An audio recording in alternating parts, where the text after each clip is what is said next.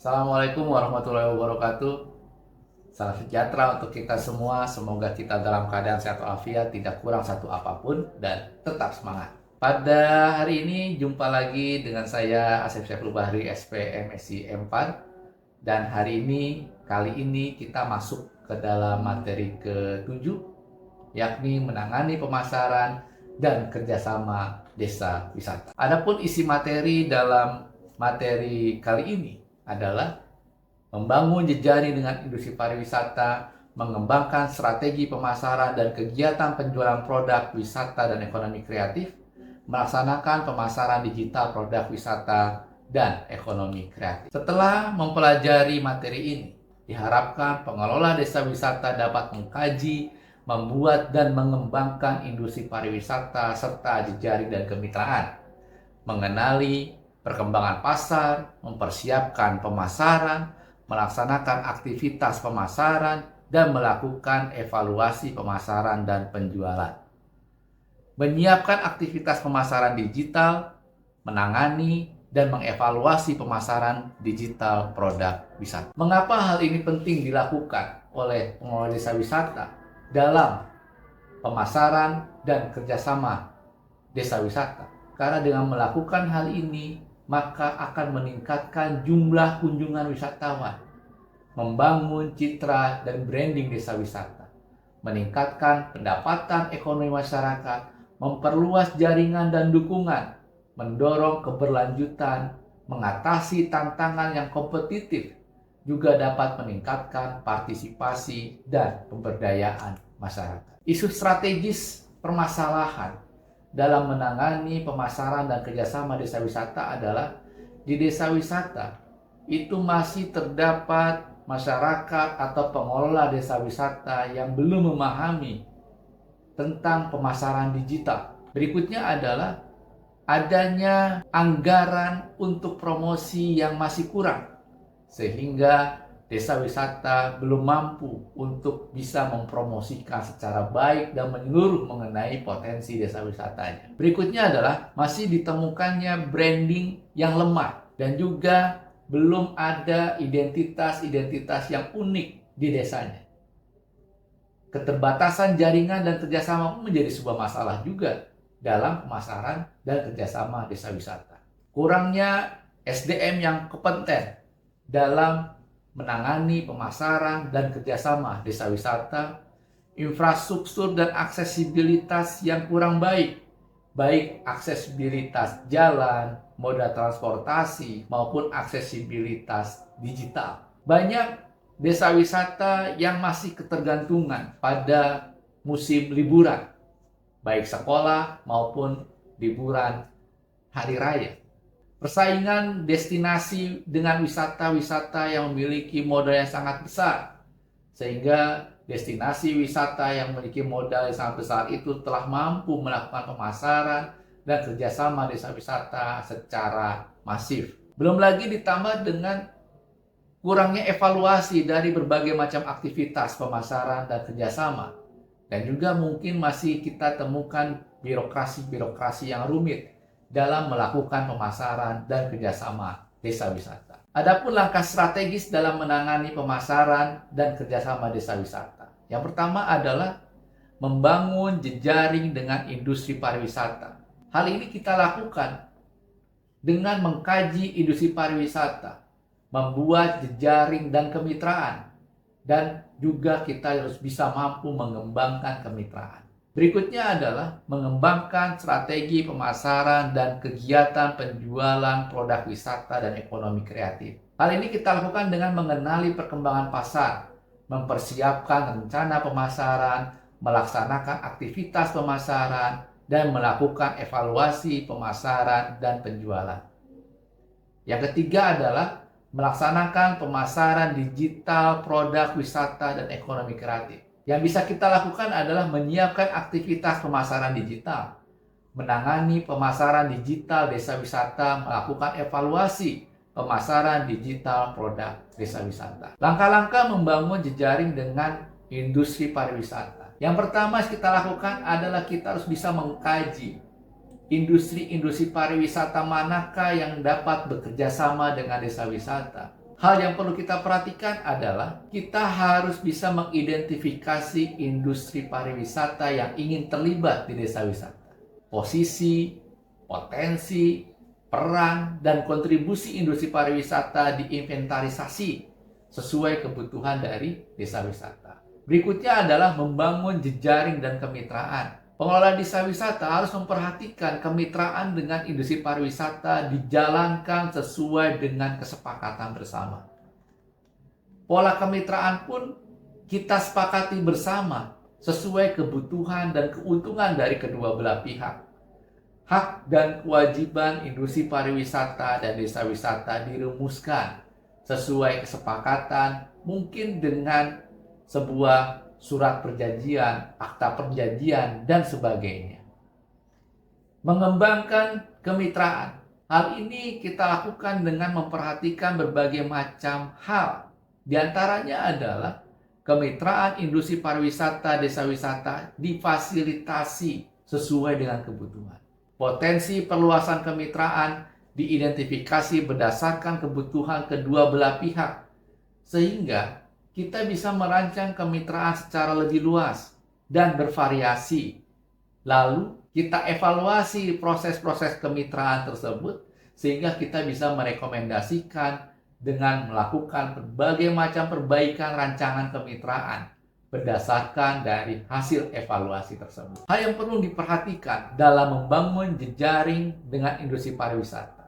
Yang pertama adalah industri pariwisata yang bisa kita jadikan sebagai jejaring, kita identifikasi, kita cek apa keuntungannya, ya, bagaimana caranya, saling terkait dalam hal apa, menghasilkan apa, dan sebagainya.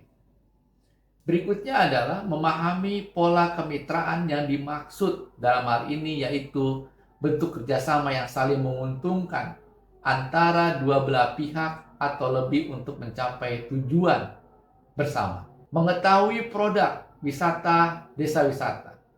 Kita juga harus bisa mengetahui produk ekonomi kreatif di desa wisata. Istilah-istilah khusus kepariwisataan, data dan informasi tentang industri pariwisata, pemasaran produk, keterampilan, inventarisasi, data, industri pariwisata, juga bagaimana cara kita membangun jejaring dengan industri pariwisata. Dan pengelola desa wisata juga harus cermat dalam mengumpulkan dan mengidentifikasi data dan juga mampu berkomunikasi sopan dalam membangun kemitraan dengan industri pariwisata serta bertanggung jawab terhadap etika kemitraan dengan industri pariwisata. Berikutnya adalah langkah-langkah mengembangkan strategi pemasaran dan kegiatan penjualan produk wisata dan ekonomi kreatif. Yang pertama adalah mengenali perkembangan pasar. Pengelola desa wisata harus bisa mencari informasi perkembangan pasar dikumpulkan sesuai dengan kebutuhan calon wisatawan. Informasi perkembangan pasar dianalisis sesuai dengan kebutuhan. Berikutnya adalah mempersiapkan rencana pemasaran. Rencana pemasaran dan penjualan ditentukan sesuai dengan target pasar yang sudah kita tentukan. Rencana pemasaran dan penjualan dikonsultasikan kepada para pihak yang berkompeten, pihak yang terkait, dan juga pihak-pihak yang lainnya, sehingga semua pihak bisa mengetahui hal-hal apa saja yang telah direncanakan untuk melakukan perencanaan pemasaran tersebut. Berikutnya adalah melaksanakan aktivitas pemasaran. Produk wisata dan ekonomi kreatif dipasarkan dan dijual sesuai target pasar. Hasil pemasaran dan penjualan didokumentasikan sebagai bahan evaluasi. Mengevaluasi pemasaran dan penjualan merupakan langkah selanjutnya.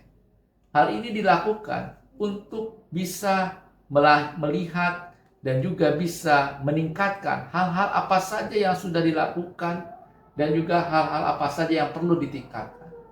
Hasil evaluasi ditindaklanjuti dalam perbaikan rencana pemasaran dan penjualan selanjutnya. Catatan dalam mengembangkan strategi pemasaran dan kegiatan penjualan produk wisata dan ekonomi kreatif.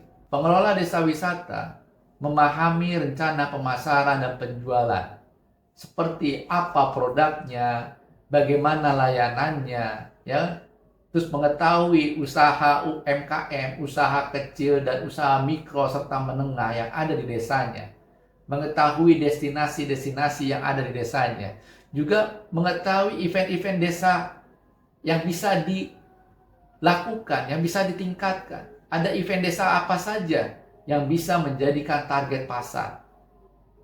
Mengetahui dan paham akan karakteristik pasar. Hal ini adalah karakteristik dari wisatawan, perkembangan wisatawan, motivasi wisatawan, perilaku wisatawan, kebutuhan pelanggan, serta kebijakan serta prosedur bisnis yang relevan.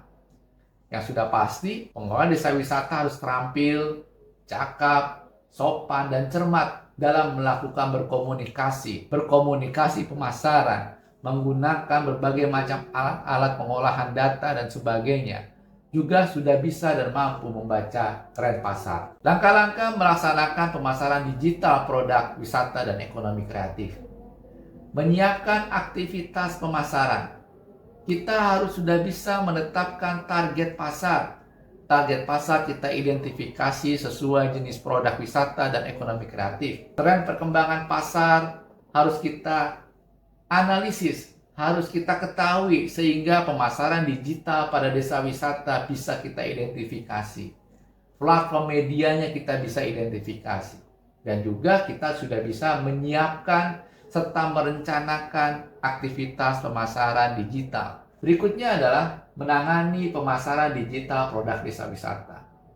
Platform media pemasaran digital dipilih sesuai rencana aktivitas pemasaran digital. Komitmen pemasaran digital dibuat sesuai rencana aktivitas pemasaran digital. Aktivitas pemasaran digital dilakukan sesuai rencana aktivitas pemasaran digital. Melakukan evaluasi pemasaran digital produk desa wisata. Hal yang perlu diperhatikan adalah hasil pemasaran digital didokumentasikan sebagai bahan evaluasi. Dan hasil pemasaran tersebut kita evaluasi. Kita lihat bagaimana perkembangannya. Apakah di situ ada permasalahan, apakah di situ ada peningkatan, sehingga dengan hasil evaluasi tersebut kita bisa dengan cepat menemukan akar permasalahan dan juga kita dengan cepat melakukan perbaikan serta peningkatan dari pemasaran digital tersebut. Hal yang perlu dilakukan sebagai catatan dalam mengembangkan strategi pemasaran kegiatan penjualan produk wisata dan ekonomi kreatif adalah kita harus tahu mengetahui target pasar calon dari wisatawan yang dapat kita raih. Dengan menggunakan pemasaran secara digital, dengan mengetahui tren perkembangan pemasaran digital, kita bisa melihat kira-kira wisatawan apa yang akan kita gaet, target pasar mana yang akan kita lakukan, bagaimana wisatawan dengan motivasi-motivasinya, itu menjadikan sebuah indikator utama untuk bisa menggait wisatawan datang ke desa kita. Mengetahui dan terampil dalam menentukan target pasar, mampu menggunakan berbagai macam alat komunikasi, dan juga mampu menggunakan berbagai macam media pemasaran digital. Dan yang sudah pasti, pengelola desa wisata itu harus cermat, tepat, dan bertanggung jawab dalam bermedia sosial, dalam mengimplementasi proses pemasaran digital, dan juga mampu melakukan umpan balik, melaksanakan menjawab berbagai macam reviewer yang ada di konten media sosial. Adapun manfaat yang kita dapatkan dari hal tersebut adalah bisa meningkatkan jumlah kunjungan wisatawan.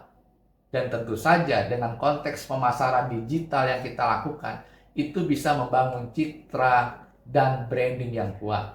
Memperluas jaringan dan dukungan eksternal, meningkatkan partisipasi dan pemberdayaan masyarakat, membuka peluang pengembangan jangka panjang, serta meningkatkan kualitas pelayanan. Demikian materi ini disampaikan.